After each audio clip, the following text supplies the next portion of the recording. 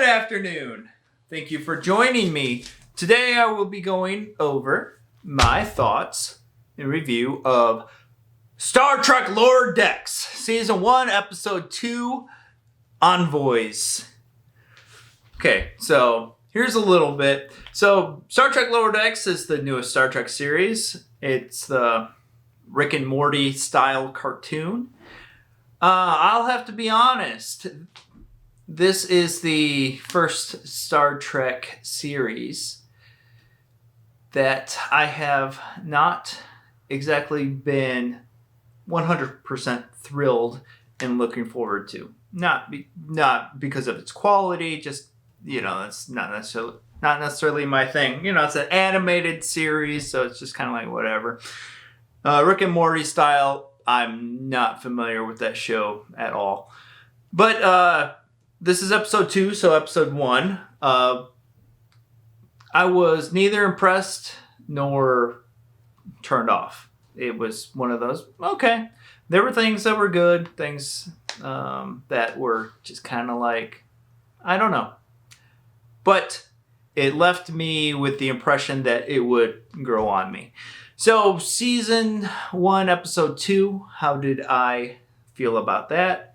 Well, I would say that my initial thought that, it'll probably grow on me has been correct. So I like this episode quite a bit better. Probably just a little bit more used to it. The new Trek is more, it's darker. Star Trek Discovery and Star Trek Picard. However people feel about that stuff. I like both those shows, especially Discovery Season 2 and the Picard Season 1 that was released. I like both of those. Yes. I do think both of those seasons, although I enjoyed them, could have been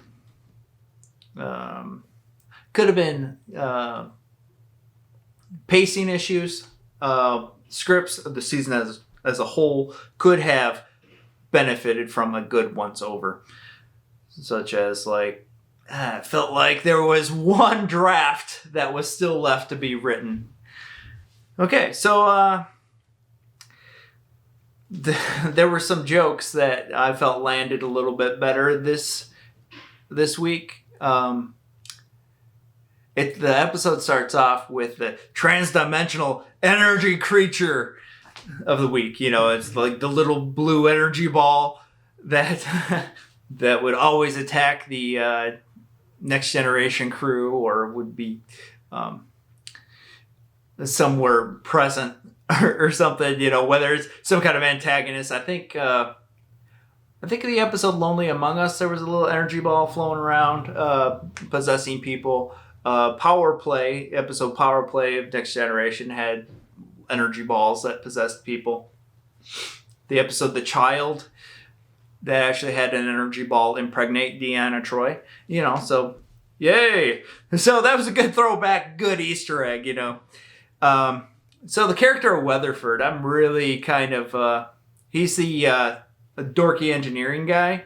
So I really kind of feel like I relate to him a little bit. So he's having some, seems like some relationship woes. A lot of it kind of has to do with his job a little bit. So he's talking about that, some of his maintenance and what got me was, he's all excited. He did all this maintenance and everything's done. Oh yeah, you're pretty excited. Everything's, you're done with your work, right? Oh no. I still have to do all the calibrations. It's going to be another 3 or 4 days. And I'm thinking, oh wow, I so relate to you, man. and then he's trying to find time for a girlfriend, and then his attitude is more like, looks like I need to find a new career. It's like, oh man, just again, I feel you, buddy. I feel you. Some other little bit of Easter egg stuff. So Weatherford, as he's trying to go on his little endeavors to find another career path. Well, one of those career paths is the command track. Let's leave engineering and do and go to command. And well, it doesn't end up so well for him. And then his trainer, I guess he's the XO, is just like, oh, well, this is an instance you'd use the Janeway protocol. And of course, and he's just like, what's that? And I think the response was like, well, everybody knows what that is.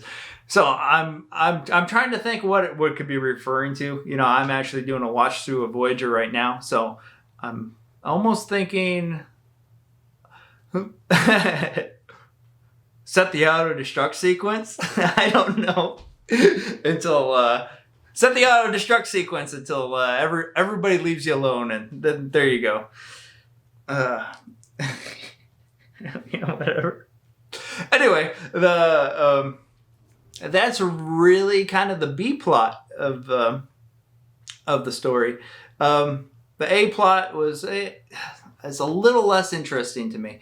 So, I can't even remember the main character's name, the main male character's name. I don't remember his name. And Mariner is the lead female.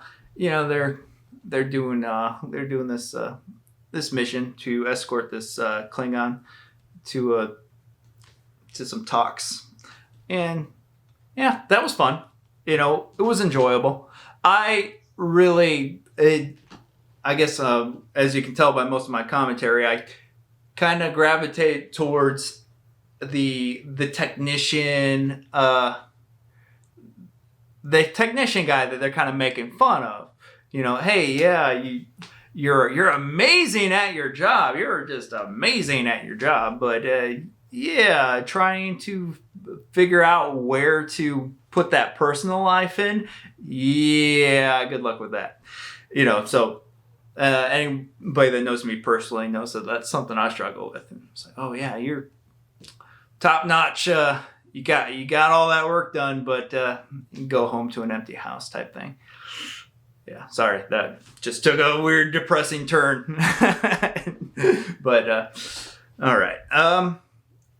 No, so a lot of the episode, a lot of Star Trek tries to have like a moral message. This one seemed to be like be true to yourself. And,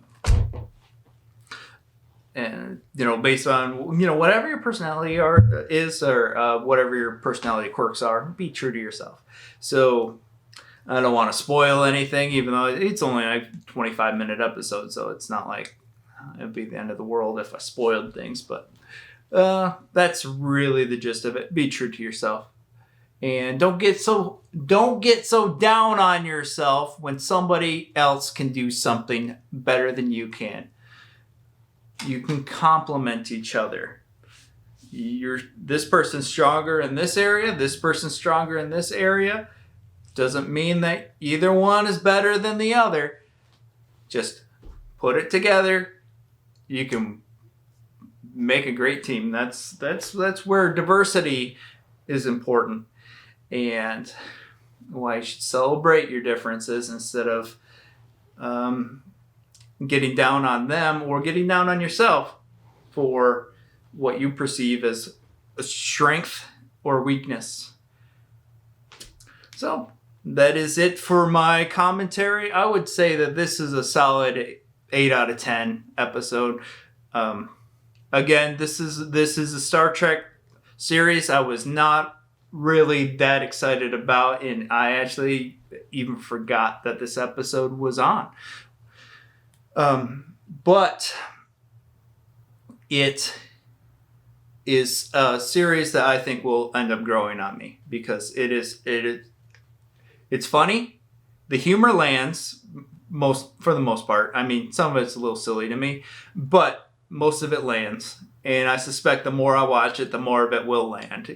That's just kind of how some of these comedy things work, where it's just like, okay, well, that's kind of stupid. But then after a while, it's like, okay, I'm kind of getting it now. And I feel at this point on August 12th, 2020, I feel that is where the series is going to go.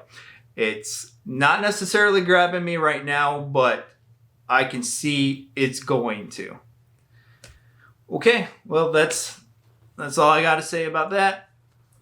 Have a good night.